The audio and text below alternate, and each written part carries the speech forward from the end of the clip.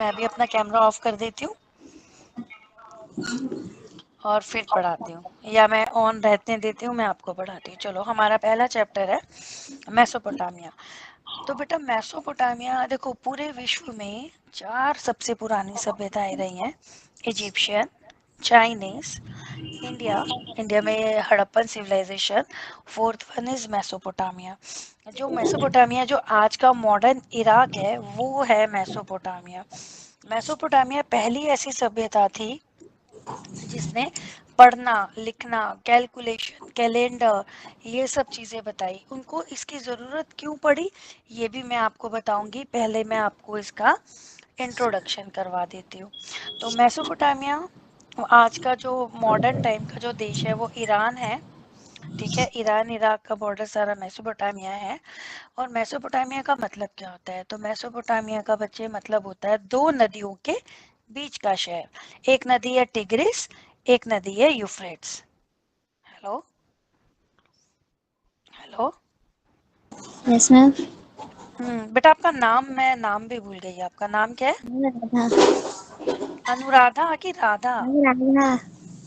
हाँ, राधा। राधा।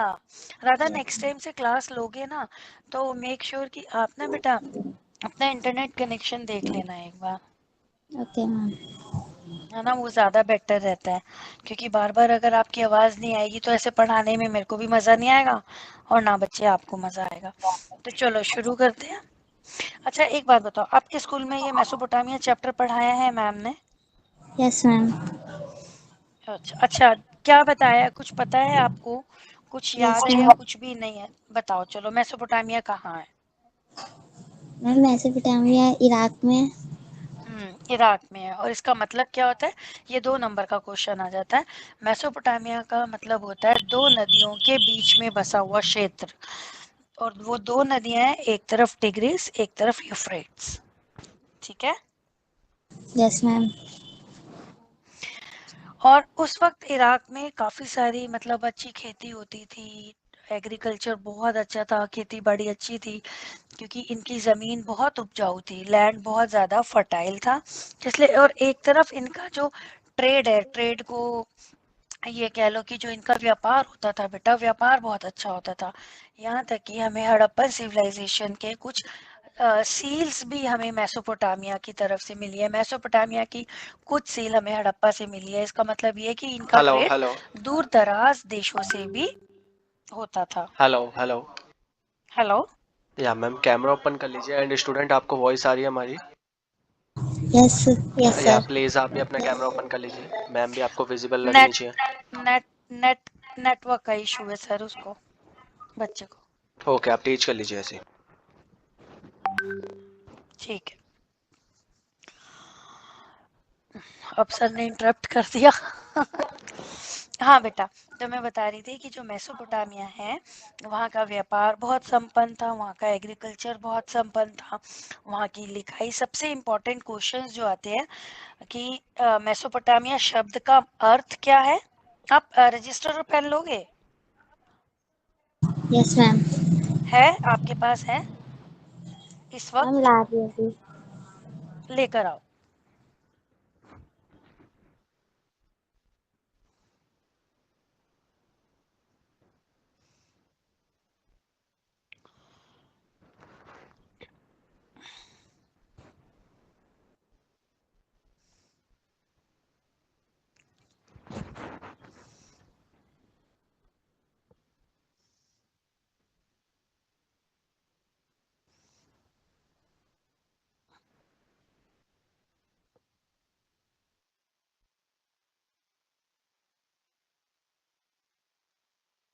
ये वाली, ये भी कर दो टीवी की वो भी।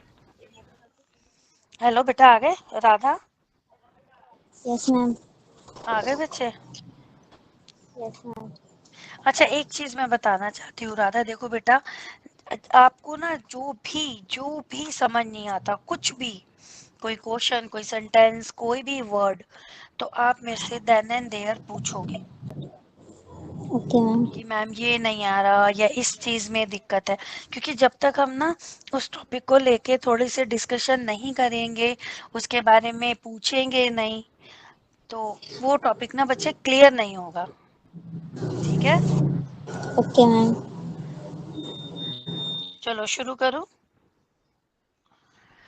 तो लिखो आपका अपना पहला टॉपिक कि मेसोपोटामिया शब्द का क्या अर्थ है।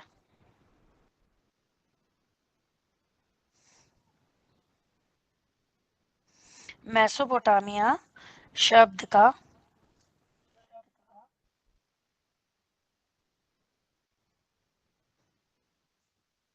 यस मैम, हो गया। ठीक है, तथा ये कहाँ स्थित है।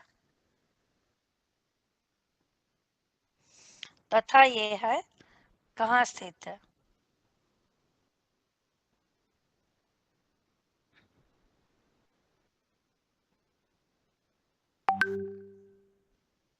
हो गया मैम। हो गया। चलो मैं अब आपको इसके नोट्स भी भेज दूंगी आपके सेम चैप्टर में, और अभी मैं चैप्टर भी आपको पढ़ा देती हूँ, ठीक। तो मेसोपोटामिया शब्द का मतलब एक वो जगह जो कि दो नदियों के बीच में है, यूफ्रेट्स और टिग्रिस, ये इसका आंसर है। और यह है इराक देश में। आज का जो मॉडर्न इतिहास है, मॉडर्न जो जगह है जिसका नाम है इराक, वहाँ पे यह स्थित है। अब सबसे पहला आता है कि मेसोपोटामिया की ज्योग्राफिकल कंडीशन, की ज्योग्राफी जो है उसकी भूगोलिक स्थिति वो कहाँ कहाँ पर है, ठीक। तो भौगोलिक स्थिति के बारे में पढ़ेंगे कि मेसोपोटामिया एक ड्राई एरिया है, सूखा एरिया। लेकिन इसकी जो नदियां थी, एक नदी बहुत उपजाऊ थी जहाँ पे ये लोग मछली पालन भी करते थे, खेती भी करते थे, ट्रेड भी करते थे। तो एक नदी से खेती होती थी और एक नदी से इनका ट्रेड यानी कि कृषि वो सॉरी व्यापार भी होता था। दूसरा, ये एनिमल हर्डिंग्स भी करते थे, जिसका मतलब ये होता है ये चरवाहे भी थे। चरवाहे क्या होता है राधा। मैम पशुपालन। हाँ, ये पशुपालन भी करते थे। और यहाँ पे ना जब ठंड पड़ती थी तो उस ठंड में जिन पशुओं को ये पालते थे उनकी खाल निकाल के उनके कपड़े भी यूज करते थे। मांस तो खाते ही थे लेकिन कपड़े भी उन्हीं के खाल के ऐसे पहनते थे, ठीक है। Yes ma'am. तो मेसोपोटामिया की ज्योग्राफी जो है, जो भौगोलिक स्थिति है वो अच्छी थी। इनका जो वेदर था, जो वहाँ का क्लाइमेट था, जो मौसम था, वो इनको इजाजत देता था, सहायता करता था खेती बाड़ी को और अच्छा करने के लिए, ठीक। और लेकिन एक चीज है, यहाँ पे कोई कोस्टल एरिया नहीं था क्योंकि ये सारा डेजर्टेड एरिया, पता है ना। इराक, सारा इराक रेत ही रेत, रेगिस्तान ही रेगिस्तान है। और इन्हें नदियां ही मदद करती थी, सहायता करती थी खेती बाड़ी के लिए। अब मैं आपको नेक्स्ट टॉपिक इसके बारे में बता देती हूँ। ये तो बात मैंने बताई कि हम्म, ये कैसे ज्योग्राफिकल कंडीशन थी, नदियां क्या थी, सिविलाइजेशन ने कैसे, अब आगे हम बढ़ेंगे, सिविलाइजेशन जो ये सभ्यता है उसने आगे कैसे विकास किया। तो मैं नेक्स्ट अब पढ़ा देती हूँ बेटा कि मेसोपोटामिया और व्यापार का क्या लेना देना था। तो इनके ना अर्बन एरिया और रूरल एरिया, शहरी और गांव का, ये दोनों अलग थे।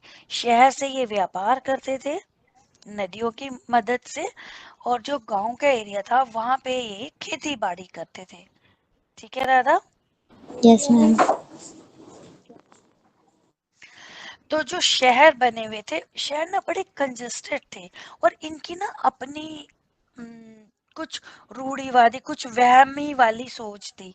जैसे वो क्या थी, अब इन्होंने ट्रेड किया, जैसे मान के चलो राधा हड़प्पन सिविलाइजेशन है और मैं सोनिया, मैं हूँ एक मेसोपोटामिया सिविलाइजेशन। अब मेसोपोटामिया ने हड़प्पा को 10 बोरे गेहूं के दिए, ठीक। लेकिन अब मुझे ये याद नहीं है कि मैंने राधा को यानी कि किसको, हड़प्पा को मैंने कितने बोरे दिए। तो उनको ना इस कंफ्यूजन को कि कैसे क्या करे क्या लिखे, ऐसा हम क्या हिसाब किताब करें? तो जो ट्रेड एक जगह से नहीं होता था, व्यापार इराक ने व्यापार भारत से भी किया, चीन से भी किया, आगे और दूर दराज देशों से भी ये व्यापार करते थे। तो इन्होंने क्या करा, कुछ निशान, कुछ आकृतियां उकेरी अपने नॉलेज के लिए, कि भाई ये इस आकृति का मतलब होगा कि मैंने 10 बोरे दे दिए, इस आकृति का मतलब होगा मैंने 2 बोरे लेने हैं। तो इनको हिसाब किताब की गणना की इनको जरूरत हुई, तब इन्होंने लिखना शुरू करा, क्योंकि इनका व्यापार बढ़ता ही जा रहा था। ठीक। लेकिन एक चीज थी यहाँ पे, यहाँ सारी चीजें मिलती थी लेकिन यहाँ मेटल्स नहीं थी। जो धातु है ना, यहाँ धातु नहीं मिलती थी। समझ रहे हो? Yes ma'am. मैम ऐसा क्यों? क्योंकि ज्योग्राफिकल कंडीशन ऐसी थी ना, भौगोलिक स्थिति ऐसी है। अब देखो भारत है, भारत में कश्मीर में बर्फ होती है, दिल्ली में गर्मी होती है तो बहुत गर्मी होती है, सर्दी होती है तो बहुत ही सर्दी होती है।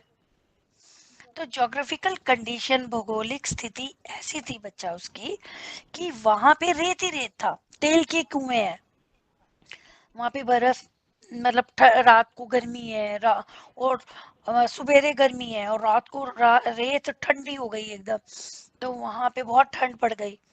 ये हाल था वहां।